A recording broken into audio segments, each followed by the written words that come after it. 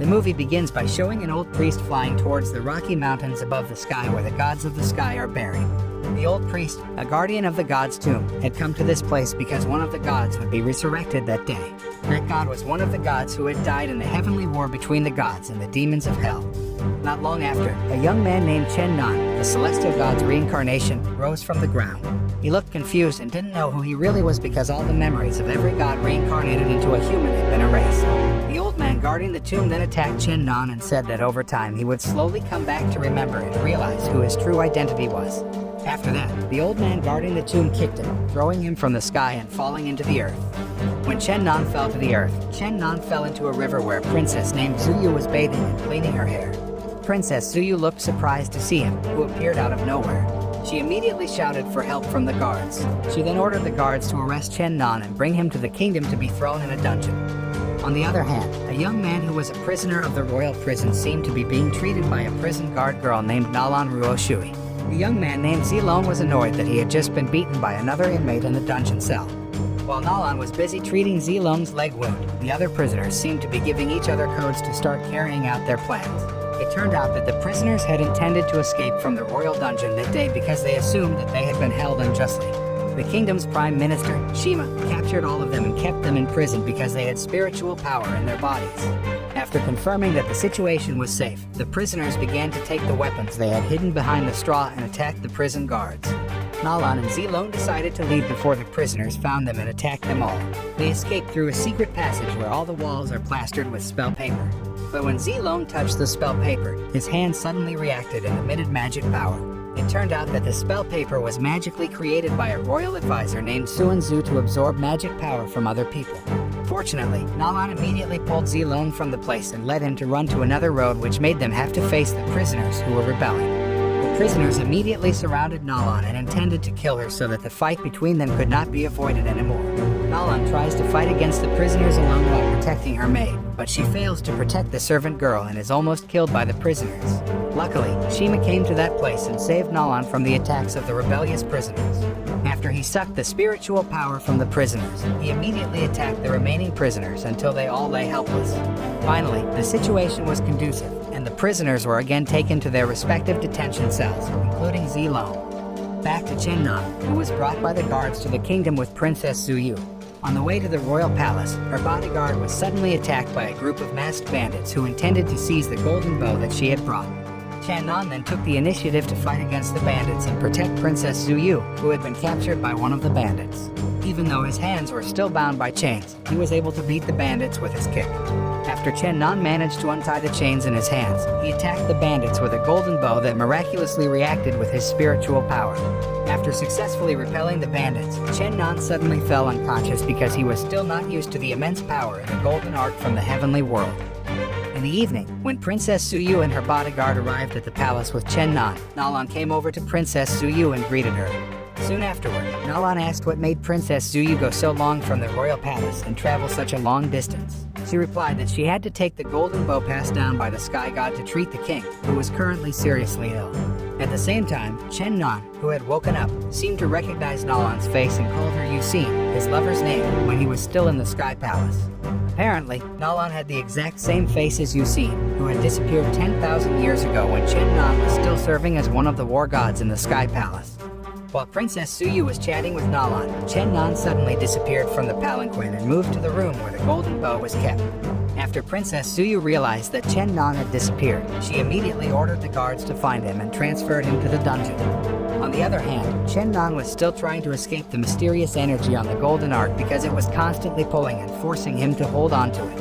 At the same time, a strange reaction occurred to the king every time Chen Nan touched the golden bow. The king automatically recovered from his illness when Chen Nan held the golden bow, but the king fell ill again when he let go of the golden bow. Then when Princess Zuyu took the golden bow so that her father could touch it, the golden bow suddenly floated up and returned to Chen Nan, who was hiding. When he realized that the golden bow had ties to Chen Nan, the king ordered the guards to take him to the medical department. On the other hand, Prime Minister Shima received a report from his son, Linkong, that he had failed to steal the golden bow from Princess Zuyu. It turned out that the bandits who had previously attacked Princess Zuyu were Prime Minister Shima's accomplices, who had been ordered to snatch the golden bow from her. Although Lincoln failed to carry out the mission to find the golden bow, he got important information where he had found a young man who had very high spiritual strength. Lincoln even saw that the young man could master the power of the divine golden bow and use that bow as his weapon against the bandits. Hearing this, Prime Minister Shima seemed pleased that he intended to seize spiritual power from the young man and use that power so that he could stage a coup d'etat against the king. Meanwhile, unconscious in the medical room, Chen Nan suddenly dreamed about his past when he was still a war god. In the dream, he found himself fighting with the golden bow in a battle. That means, from the beginning, the golden bow was indeed his weapon and answered the riddle of why he could use the golden bow. That night, after Chen Nan woke up, he approached Nalan to ask if she was Yusin, his lover who had left the heavenly palace for a long time. But she reiterated to him that she was not the girl he was looking for. In the middle of their conversation, Lincoln suddenly came to her place, so she immediately ordered Chen Nan to hide in her room. This was because Nalan had been betrothed by the Prime Minister to marry Lincoln, and if he knew Chen Nan's whereabouts at her place, he would be in danger. The truth is, she never loved Lincoln, but she was forced to agree to the matchmaking to respect the orders of Prime Minister Shima. After Lincoln left Nalan's place, Chen Nan approached her and informed her that Lincoln was the one who had attacked Princess Zuyu on the way to the palace the other day. He believed that because the shoes and voice of the assailant were exactly the same as Lincoln's shoes and voice. A few days later, a group of masked assassins suddenly appeared in the Emperor's palace and intended to attack the king. Fortunately, Prime Minister Shima could easily defeat the assassins, so the king was saved. Prime Minister Shima then asked about the young man's whereabouts, who had high spiritual power over the king. Still, the king, who had a bad feeling about his intentions, decided not to tell him anything. Princess Zuyu also tried to hide Chen Nan's whereabouts by saying that he had been captured and executed by the royal guards. In the evening, Prime Minister Shima summoned Nalan to his place to inquire about Chen Nan's whereabouts. However, she also pretended she didn't know anything and withheld information about his whereabouts. On that occasion, Prime Minister Shima told Nalan to prepare for her wedding with Lincoln, which would take place in a few days. Hearing this, she seemed to object because she didn't want to marry Lincoln, but she didn't dare to refuse his order. On the other hand, Princess Zuyu secretly captured Chen Nan and hid him in the dungeon. Fortunately, he managed to break free from the chains and immediately took her hostage. The prison guards reported the incident to Prime Minister Shima so that he finally found out where Chen Nan was. Prime Minister Shima then ordered the prison guards to put Chen Nan in a holding cell so he could not escape again. Inside the holding cell, he met Zilong, who claimed to be the reincarnation of a dragon god from the heavenly palace. Zilong knew that Chen Nan was a god because he had been in the army under Chen Nan. A few days later, when Nalan and Lincoln's wedding day arrived, she couldn't stop thinking about Chen Nan's safety. Therefore, she decided to secretly release Chen Nan and Zilong without Prime Minister Shima knowing so that they could escape. After successfully escaping from the royal prison, Chen Nan was astonished by Nalan's strange-looking attitude. Zilong told him that today was her wedding day with Lincoln. Hearing that, he ran to meet her. After arriving at the royal palace, Chen Nan immediately created a commotion to stop the marriage between Nalan and Lincoln. Lincoln, who did not accept his actions, attacked him, causing a fight between them. After a fairly fierce fight, Lincoln was killed, so the marriage was cancelled. The next day, Nalan showed Chen Nan a secret book that had been hidden by Prime Minister Shima. In the secret book, it was written that he was planning to gather as much spiritual power as possible to evolve into an immortal being. That was also why he had often arrested people with spiritual powers and imprisoned them in dungeons. On the other hand, Prime Minister Shima came to see the royal advisor, Teacher Suan-Zu, to ask for help so that Lincoln could be resurrected from the dead. It turned out that during this time, he learned much about spiritual power from Suan-Zu and ordered Prime Minister Shima to gather spiritual power from other people. After hearing Prime Minister Shima's plea, Suan-Zu killed him instead of helping him by absorbing all the spiritual power from him to his body. Not long after, Chen Nan, Nalan, and Zilong also came to Suan-Zu's place because they had learned of his evil plan. He intends to take all the spiritual power of all kingdom members during the blessing ceremony, which will be held in a few days.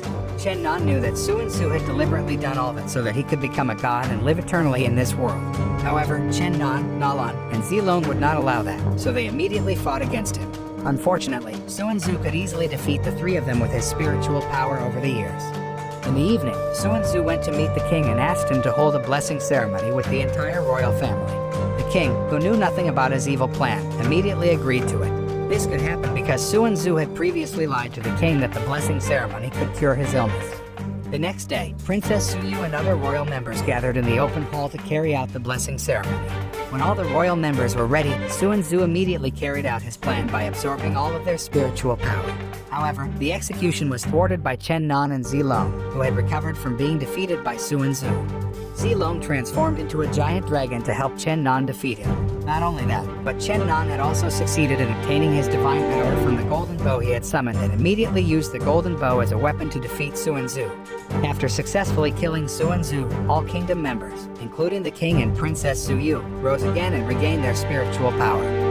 Finally, Chen Nan's mission to find his true self and strength has been accomplished.